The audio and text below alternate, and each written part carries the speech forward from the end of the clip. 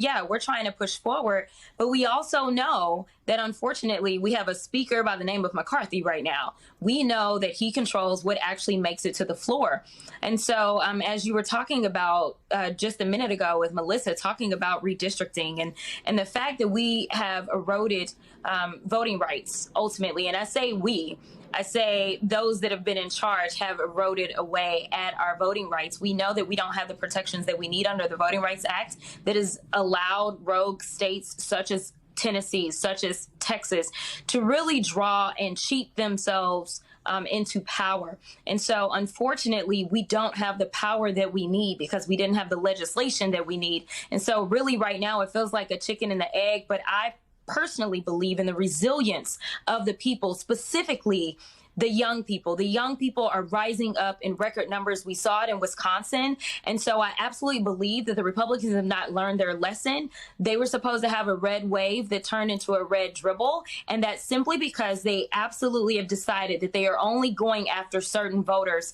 And I know that the majority of this country is on our side. The majority of our country believes in common sense options, believes in common sense access to abortion care.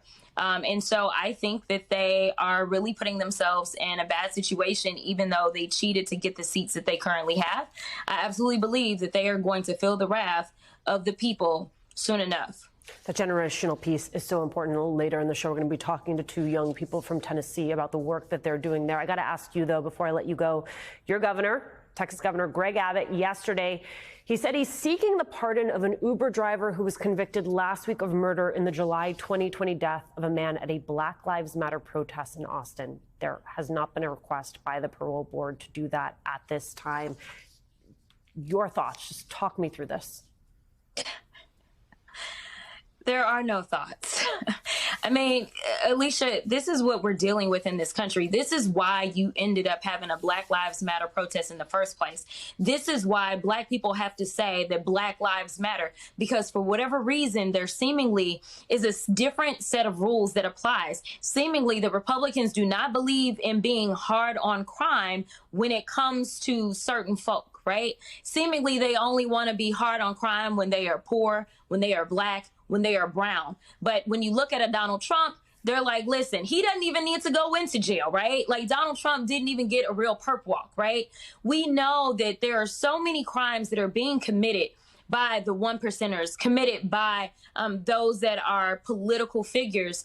And yet somehow we always find an excuse and a reason to wiggle out. You know, in the state of Texas, normally you're not even given access to a pardon until you have served your sentence. So for our governor to be so rogue as to make this statement before this gentleman has actually even started serving his sentence, because I can guarantee you he has not been transported to TDCJ at this point in time, is problematic. But this is more symptomatic of what is going wrong in this country. And this is exactly why people are starting to wake up and recognize that they have to do everything that they can, because you never know when it's going to be your time on the chopping block. We have more in common than we do not have in common when it comes to whether you're Black, whether it comes down to whether you're LGBTQIA, or whether you are a woman who is seeking full access to health care. We are all united against this rogue front that we are enduring from the far right extremists.